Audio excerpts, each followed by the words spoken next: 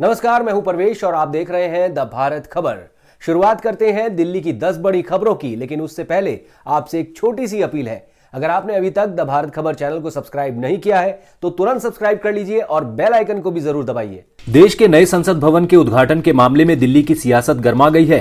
राष्ट्रपति द्रौपदी मुर्मू के हाथों उद्घाटन नहीं होने पर मुख्यमंत्री अरविंद केजरीवाल समेत पूरी आम आदमी पार्टी ने केंद्र सरकार पर हमला बोला है। आप नेताओं का आरोप है कि भाजपा की मानसिकता अनुसूचित जाति और जनजाति विरोधी है, इसलिए राष्ट्रपति को इस मामले में अनदेखा किया गया है। अरविंद केजरीवाल ने सवाल किया कि प्रधानमंत्री राष्ट्रपति से नए संसद भवन का उद्घाटन क्यों नहीं करा रहे हैं। इससे नाराज अनुसूचित जाति और अनुसूचित जनजाति समाज पूछ रहा है कि क्या उनको अशुभ माना जाता है।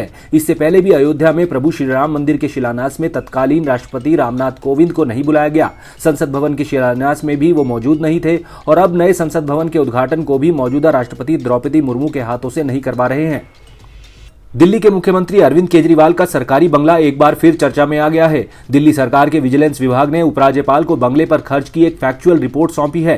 रिपोर्ट के मुताबिक सीएम आवास के रेनोवेशन पर कुल 52 करोड़ 71 लाख रुपए की लागत आई है। लोक निर्माण विभाग के रिकॉर्ड का हवाला देते हुए रिपोर्ट में कहा गया है कि 52 करोड़ 71 लाख रुपए में से घर के निर्माण पर 33 करोड़ 49 लाख रुपए खर्च किए गए, जबकि 19 करोड़ 22 लाख रुपए मुख्यमंत्री के लिए एक कैंप कार्यालय पर खर्च किए गए।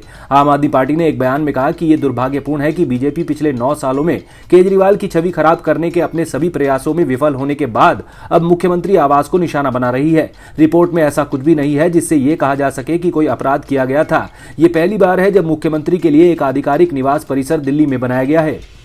दिल्ली के गांवों के लिए एक अच्छी खबर है। केजरीवाल सरकार 242 करोड़ 12 लाख रुपए की लागत से राजधानी के गांवों का विकास करेगी। दिल्ली सचिवालय में हुई बैठक में गांवों में विकास के लिए दिल्ली ग्राम विकास बोर्ड ने 118 योजनाओं को मंजूरी दी है। इसके तहत सड़कों, नालियों, जल निकाय, सामुदायिक केंद्र, पार्क, शमशान, खेल मैदान से जुड़े विकास कार्य किए जाएंगे।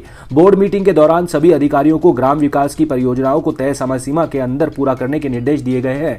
साथ ही पूरी की गई परियोजनाओं की जियो टैग फोटो के साथ रिपोर्ट जमा करने के भी निर्देश दिए गए हैं।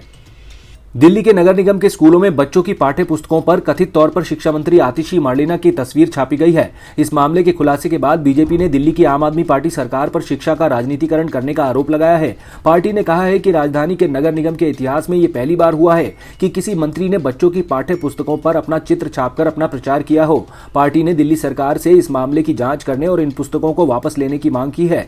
दिल्ली बीजेपी अध्यक्ष वीरेंद्र सचदेवा ने कहा है कि पाठ्य पुस्तकों पर आतिशी मार्लेना की तस्वीर छापने की घटना की वे कड़ी निंदा करते हैं। उन्होंने आरोप लगाया कि ये उनकी मार्क्सवादी विचार प्रक्रिया का एक हिस्सा है। वे बच्चों की शिक्षा के नाम पर अपना राजनीतिक प्रचार करना चाहती हैं। उन्होंने कहा कि माध्यमिक शिक्षा की किताबें एनसीईआरटी की हैं, इसलिए तत्कालीन शिक्षा मंत्री मनीष सिसोदिया चाहकर भी अपने संदेश पृष्ठ को पाठ्य पुस्तकों में शामिल नहीं कर पाए। लेकिन वर्तमान शिक्षा मंत्री आतिशी ने सत्ता के कुछ महीनों के भीतर बड़ी चतुराई से अपनी तस्वीर और संदेश को एमसीडी की प्राथमिक पाठ्य पुस्तकों में स्थान दे दिया है।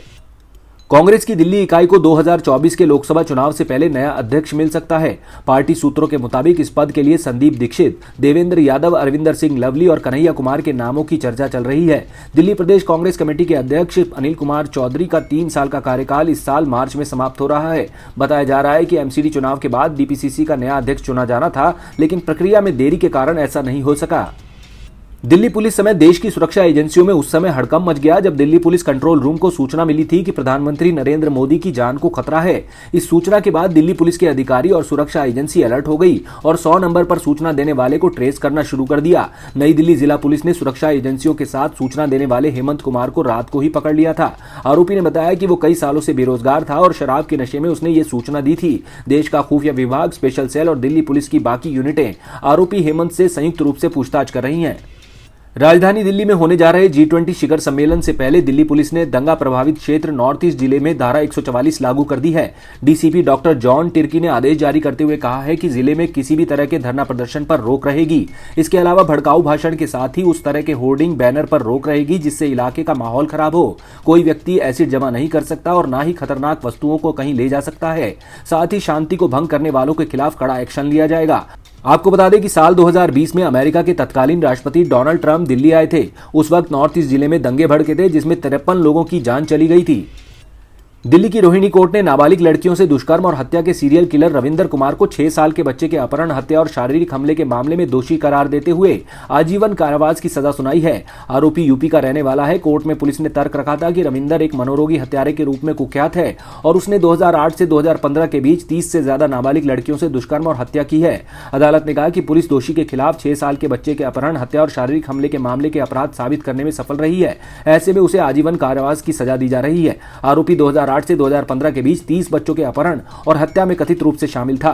केवल 3 मामलों की सुनवाई हुई। दोषी को ड्रग्स लेने, अश्लील फिल्मों में शामिल होने और फिर छोटे बच्चों की तलाश करने की आदत थी। वो नाबालिगों के साथ मारपीट करता था और फिर उनकी बेरहमी से हत्या कर देता था। दिल्ली में एक बेहद हैरान करने वाला मामला सामने आया है। राजधानी के गोकुलपुरी से कथित तौर पर 17 साल पहले 2006 में अगवा की गई 32 साल की एक महिला को दिल्ली पुलिस ने गोकुलपुरी से ही ढूंढ निकाला है। पुलिस ने कहा कि अपहरण किए जाने के समय महिला की उम्र 15 साल थी। डीसीपी ने बताया कि इस संबंध में तब लड़की के परिजनों की शिकायत पर गोकुलपुरी पुलिस स्टेशन में मामला दर्ज किया गया था। तब लड़की को काफी तलाश किया गया था, लेकिन उसका कोई सुराग नहीं लगा था। पुलिस के मुताबिक लड़की ने जांच के बाद खुलासा किया कि वो अपना घर छोड़ने के बाद दीपक नाम के एक व्यक्ति के साथ यूपी के बलिया में एक गांव में रह रही थी। दीपक के साथ कुछ विवाद के बाद वो वापस गोकुलपुरी आकर किराए के मकान में रहने लगी थी। निजामुद्दीन में मथुरा रोड स्थित डीपीएस पब्लिक स्कूल में बम रखे होने की सूचना इसी स्कूल के 12वीं कक्षा के छात्र ने ईमेल से कर दी थी। छात्र स्कूल के उप प्रधानाचार्य से बदला लेना चाहता था। पुलिस ने नाबालिग होने के कारण इस छात्र को छोड़ दिया था। इस पर आरोपी छात्र ने डींग हाँकना शुरू कर दिया। इसके भड़काने पर ही साकेत स्थित अमृता पब्लिक स्कूल के छात्र ने भी अपने स्कूल में बम रखे होने की सूचना दे दी थी। इसके बाद पुलिस ने दोनों छात्रों को पकड़ लिया और जुवेनाइल जस्टिस बोर्ड में पेश किया। दोनों छात्र अमर कॉलोनी स्थित एक कोचिंग सेंटर में कोचिंग ले रहे हैं। पुलिस के मुताबिक आरोपी छात्र को स्कूल के उप प्रधानाचार्य ने कई बार डांट दिया था। इसका बदला लेने के लिए उसने ऐसा किया। इसके बाद अमृता पब्लिक स्कूल में पढ़ने वाले 12वीं के छात्र ने उसे बताया कि उसके पेपर खराब गए हैं और उसे डर है कि उसके नंबर कम आएंगे। इस पर डीपीएस स्कूल के आरोपी छात्र ने उसे भड़काया और खुद पर कार्रवाई न होने की डींग हाँकी तो अमृता पब्लिक स्कूल के छात्र ने भी अपने स्कूल में बम होने की सूचना दे दी। फिलहाल जेजे बोर्ड ने दोनों छात्रों को घर भेज दिया है। आप देख रहे थे दिल्ली की 10 बड़ी खबरें। नमस्कार।